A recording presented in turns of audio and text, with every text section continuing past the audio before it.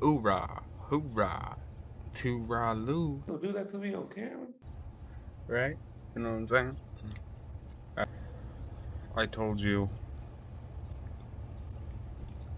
the Egyptians weren't trying to be gods. What if I told you most of those pictures that you see of these gods are all self interpreted or even self created, maybe? Man made, that is. Or maybe even a delusion. That's the fun part about me. I don't want you to hear the things that I say and assume that I know what's going on. I don't know everything. The truth is subjective. We know what we feel, don't we? And usually our emotions are separate from our feelings. Okay? Like when you feel something, that's different from like the type of emotion. Because to know something is your soul. It's a soul response. That's a feeling. But then there's the physical, human experience, those feelings. So what if it really was, some of those little crazy theories? They start to run together. So Toth is one of the contributors. He's the language, right? Even thought to be something like the son of Ra, the son of the sun god. um, if we know Jesus, God sacrificed his only son on the cross, staked at the cross. So, the son of the sun god, he walked on water. Well, we know water has memory. We know that vibrations walk on water. And we know reflections. Even a silly tying in the philosopher's stone, the sorcerer's stone to the basilisk, your Leviathan, or seeing the reflection of the sun. Sun gazing is a real thing. I don't know if many people know about that. We're told not to look at the sun. Of course, be careful. You have to remember again, we are not the brain. We are not what's projected through the eyes. We're the space in between that, or that blank space between what gets projected and what was thought. Those two things combine, much like the light and the dark and the word, in the beginning. So we start to draw these things together. Lighten up, right? To be enlightened. Sunlight. Resonance, right? Because we have our Mother Earth, and we have our Sun God, and then we have the sons of the Sun God. Ralph makes me want to Ralph. Part of the journey and experience in itself, if you look up, you'll see that we're all made from these little tiny molecules, and that's all what the universe is made up of as well. It would make sense to say that all the things that make up the universe on the outside, since all those same things that make up the universe are inside of us, there could be galaxies and universes inside of us too. We could be in a godlike simulation. We're experiencing ourselves, and we're not being watched. Most people see the Eye of Horus wrong. It relates back to the Lord of the Rings. You know, there's lots of references through movies. Some of the biggest movies, lightsabers, the dark side, and the Force, the power that these people have, and the connections that even humans and aliens and all these different things had connected to the universe. Do you see yourself as the apple? Or are you the apple tree? To have a God's eye view. It's a lot similar to having the bird's eye view. The universe isn't watching and coming for you. It's waiting for you to remember yourself. Moses went up the mountain. Jesus went in the mountains in Tibet. Martin Luther King spoke of going to the mountain. Rafiki, tree of life. Simba, father, brother. Cain and Abel, jealous, killed. Son disappears, comes back and claims his rightful place as the king. Same thing as us kind of being the beauty of innocence that we are when we come into this world, and we get cast out by that inner battle going on, trying to be societal's expectation and our authentic self. Cain and Abel, were favored in this societal expectation. And really good and bad is all subjective. I think that we can all agree without speaking what is good and what is wrong. I don't think we need language. Obviously, children aren't born knowing how to speak. So, in that same sense, just like a child's not born racist, somebody came up with language first. Remember, God created that whenever us people down here, Middle Earth, the chakras, whenever we started to build that tower up, they said God made the separate languages to divide us. Well, if we are all a little bit of the universe, obviously somebody made words, and obviously somebody had the first experience to be able to say what it means to know God or any of these things. So all these things are born of the man-made experience. Who writes the truth? Who knows for sure what is right and wrong whenever it's a game of my benefit? Well, when you don't see a separation in the my and the you and I becomes the verse and harmony, right? Universe. That's Unicode. That's the real Unicode. You don't need to learn how to be a hacker. You need to be a hacker of Mother Earth. Quantum and the system, the code. You don't need academic smarts to know these things, okay? I'm not even a flipping graduate, okay? But I seem to be pretty well versed. I'm a cunning linguist, a wordsmith.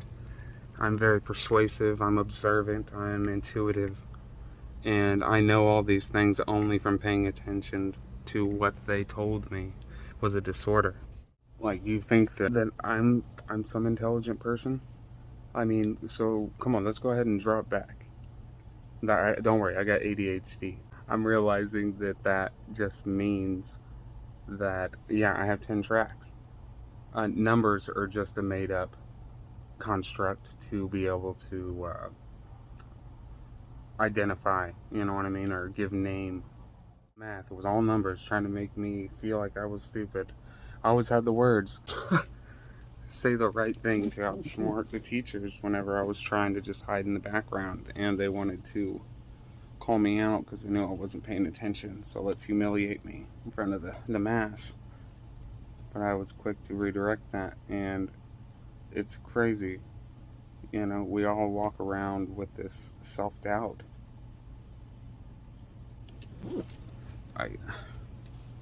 So like I said, let's draw this back. You guys think that I'm intelligent. There's certain people out there that really think that I'm intelligent based on my writing and what I've done. Like, I have this great sense of confidence. I didn't walk around saying I'm smart. I never thought that.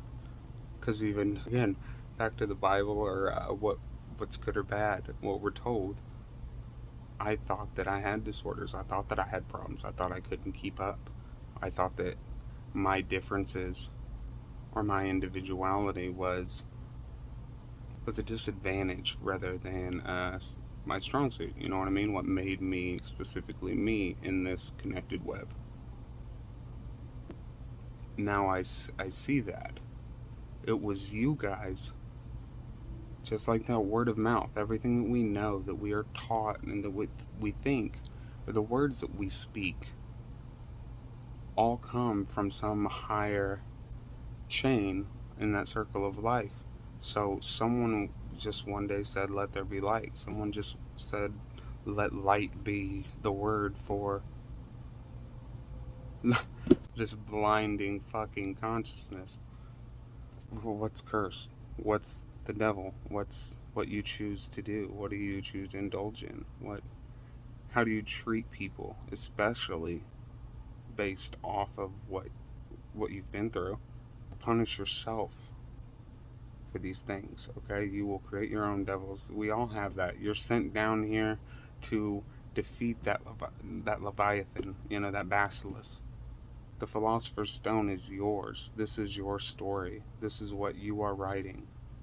You are, maybe not Harry, but you are the Potter. You get it? And beneficially, I live here in Clay County, so shape around here. I'm learning to mind my own business, and that is the business is of the mind. I hope to inspire others not to look at me as separate or some sort of significant milestone in this whole process of us all waking up. I'm you. I am just this. I've always loved, and I know that we probably all have our own significant stories that, again, it's we are all our gods. I mean, think about it. In the Bibles, oftentimes the gods would take shape of the human or some object to reach the prophets or speak to the prophets into them making the change. Think about that. What are you guys to me? I'm not a prophet. You guys are my gods. And I ain't even afraid to say that. You guys are my faith. Like, really let that resonate with you. Ra is not some outside or far off distant thing. That empty space. You are that. And that's a life-giving force. I think we tend to forget and really, say grace. It's nourishing the flowers. It's giving us life. It's feeding the trees that give us breath. I really, really have faith in a more beautiful future. And it all starts with you realizing that it's not me you're waiting to build you up. You are the way you are. Even the sad you right now, even the inquiring one, even the one who thinks that I'm just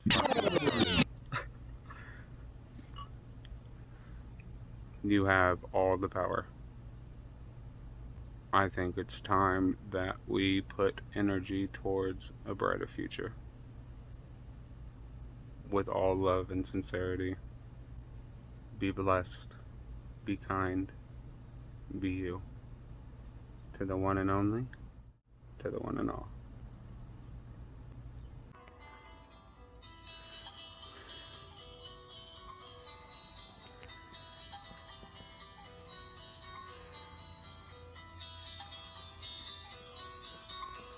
Can't hit. Damn, I've been hit. Captain is hit. A crack in the frame and a crack in the ribs. Salvage the pain. Bane in the ship. Into the brain. Wing this. Remember that fucking name. Today, we are going to talk about unmasking the illusions from the Oz to online realities. Unmasking illusions, where we peel back the layers of stories, society, and technology to reveal the truth. I'm your host, Carnage One and Only. To the one and all, thank you for being. Just being. But especially thank you for being here with me today.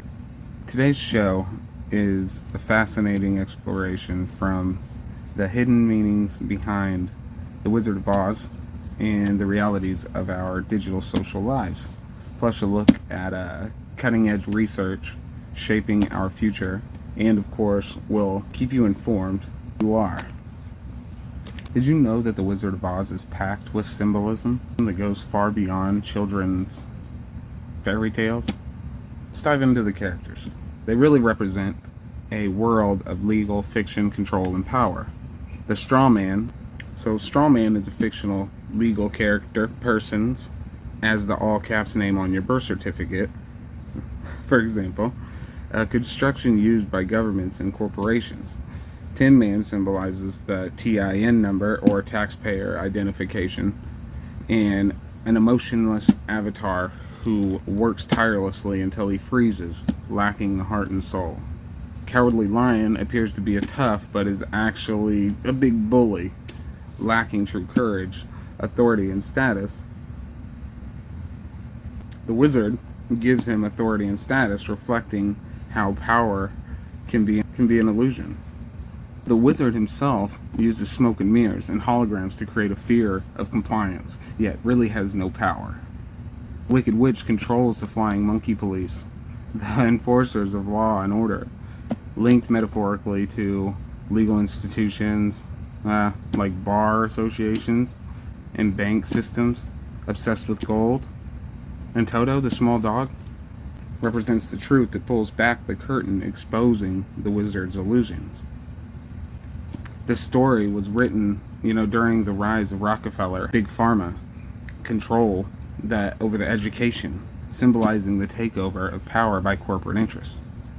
So what does this mean for us today?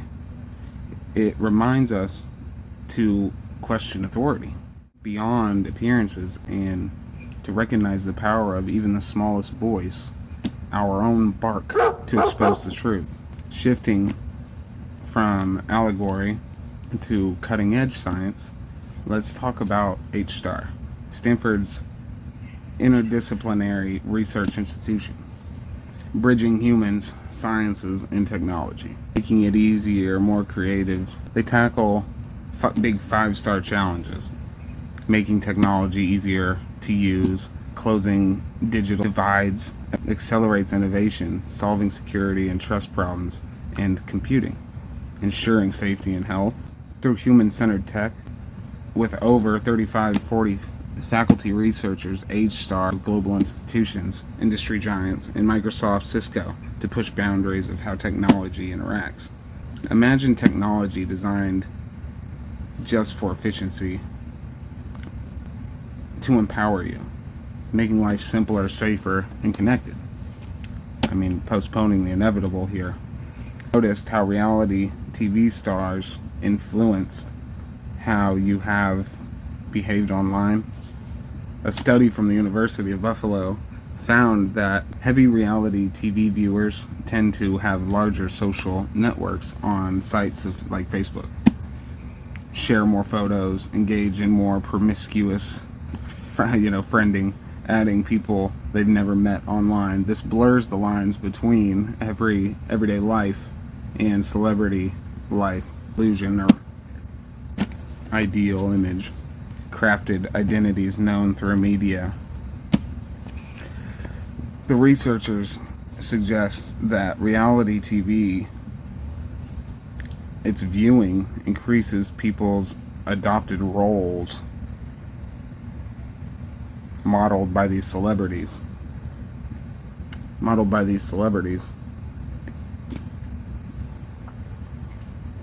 the competing for attention, the online social platforms. It's a fascinating look how media consumption shapes our social worlds. It raises questions about authenticity and connection in the digital age that we face. Now here's your wealthy weather update. Serenity.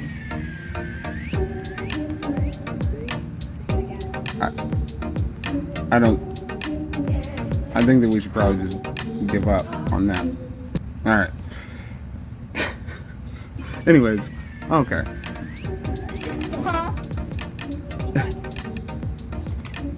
Well, every time she keeps...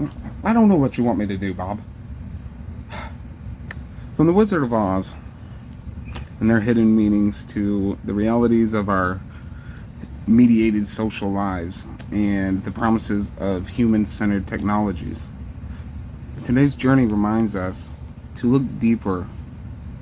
The illusions of authority, the small of the truths, the power of those small little truths, and the impact of technology on our, identities. All invite us. I invite thee all to thoroughly look around you. Remember, no matter how small your voice is, it can be heard. Like Toto pulling back the curtain. Your awareness and your action matters. So thank you for joining me today. Thank you for listening. Be blessed, be kind, be you. Keep questioning, The recent solar plexus chakra activation profoundly shifted your senses' identity, marking a rapid transformation. Over the past months, this energetic and physical shift is so significant that those who knew you even a year ago may no longer recognize you. You are becoming more radiant, softer, and youthful, with a brightness in your eyes and a smile that reaches its darkness, trauma, and hardships, especially early in life. So, parallel to this spiritual transformation of mine, understanding and applying commercial law principles can empower you to navigate worldly systems with clarity and authority. Commercial law, deeply rooted in natural and moral law, governs humans' interactions, and in commerce, in commerce and society, it operates on foundational maxims. The workman is worthy of his hire. Everyone has the right to freely dispose their property. Equality before the law. No one is above natural or moral law. Truth is sovereign. Truth comes from a bias and lawful interaction. Truth is expressed through affidavits. We do not use faith as objective of virtue or contempt for their fellow citizens. They do not virtue signal, they govern virtuosity. American civilization, the clock on the march. Instead, we represent America's future, dignity, justice for all Americans, conservatives and liberals, Republicans, Democrats. This movement will aspire to reform the institutions of American life. The 3T New American Perspective by Fafa Kamaplor. Americans have lost faith. The power of corporations, high cost of living, and toxic political climate of grievances and division have destroyed the notion of a shared America. Our systems do not promote the well-being of the citizens, but rather serves to further the goals of wealthy elites who born political parties to abuse and divide the people. One political party is a corrupt, mediocre, and uninspiring interpretation of conservative values, demanding that liberty and freedom for conservation be achieved at the expense of the liberty and freedom of the American worker. The others put on displays, of meek liberal platitudes that are aimed not rocking the boat, delivering shallow results, and ensure political apathy. The people are more divided than ever. consumed by a media that has turned American citizens into a collection of twitchy, agitated, and ill-tempered patrons of fucking pugilistic politics. The worst part is that for the American youth, there is no desire to call oneself an American anymore. Their nation identity is an awe, a part character that is beneath everything else and is being mocked by their peers. To be a proud American, at least for a younger generation, what it means nowadays at least, in delusional bootlicker, basically. They now embrace the cynicism of the MAGA movement.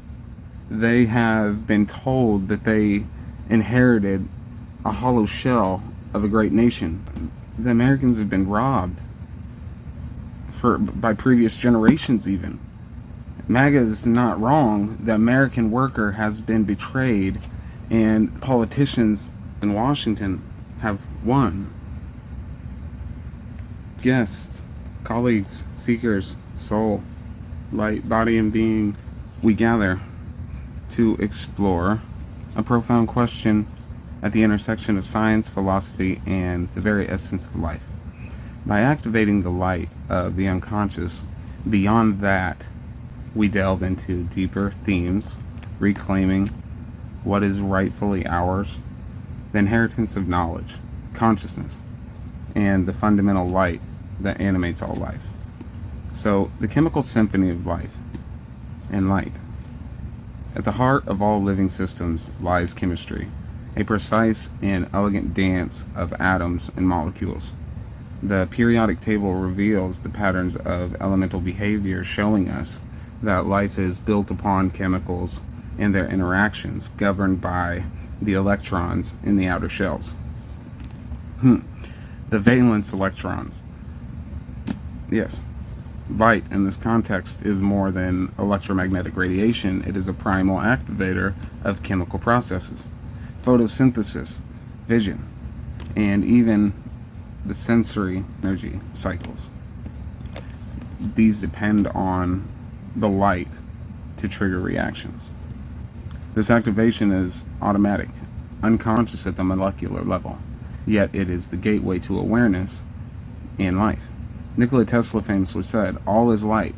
I am part of light. Light fills my six senses. I see, hear, taste, smell, touch." Here, light transcends the physical, becoming the medium through which consciousness emerges.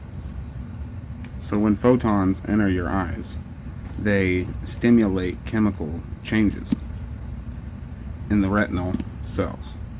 They stimulate chemical changes in the retina cells. An unconscious process again.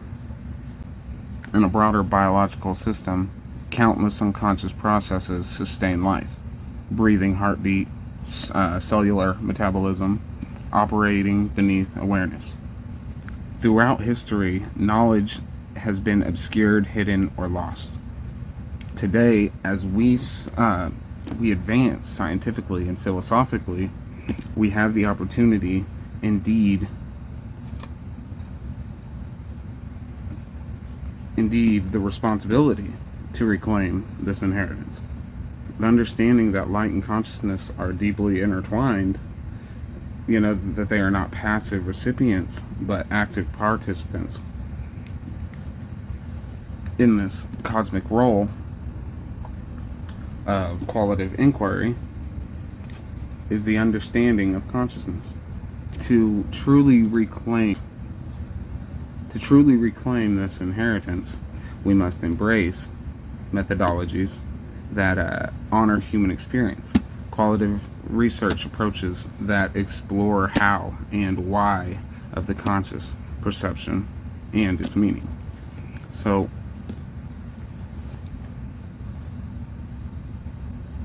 qualitative content and analysis, narrative, inquiry, and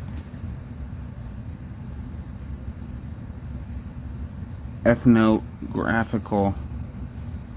Alright, my phone's gonna die. Ancient wisdom often symbolizes light as knowledge, awakening, and divine inheritance. The pyramid within its four corners, representing the limbs and the apex of the head, symbolizes the unity of the physical and the spiritual, the conscious and the unconscious. Activating the light, then, would be both a physical process and a spiritual metaphor. The awakening of the consciousness from the unconscious chemical and its energetic foundation of life. In closing, activating the light is an unconscious yet essential act, a chemical ignition that fuels consciousness. Our challenge is to recognize this process not as passive, but a call to reclaim our right and our inheritance, the knowledge, the wisdom, and the light that connects us all. By embracing this, both scientifically and, spiritually, we move closer to awakening fully as a whole, to becoming the collective conscious, the one and all. Be blessed, be kind, be you. Thank you.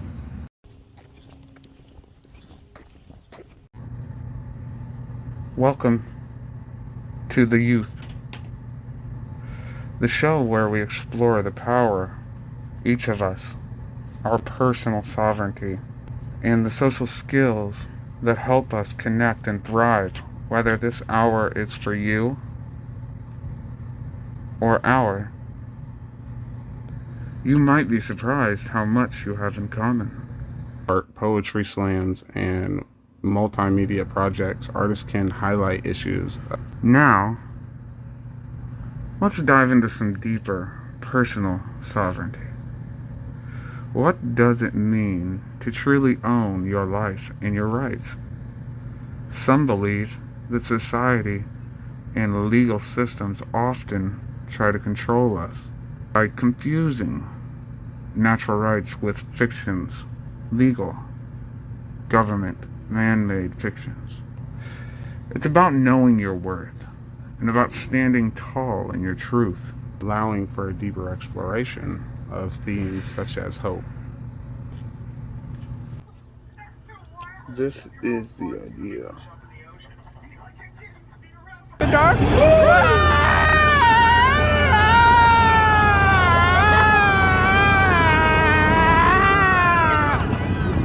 I'm good. I didn't even scream once. Yes, you did. No, I didn't. Yes, you did. Oh, I'm recording. I thought I was taking a picture. Alright, here we come upon the tunnel. I love going in this tunnel. It's so fun. I feel like, it doesn't even really bother me.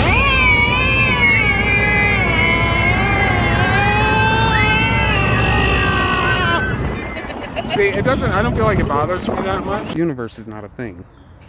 It's a happening. And you are that happening. I have a body to I am the body. Most people say I have a body, not I am the body. They are what they've learned, not the observer behind the whole deal. We're trained to identify with labels, career, race, roles, but as Neville Goddard taught, change your assumption. Change your assumption, you then change your reality.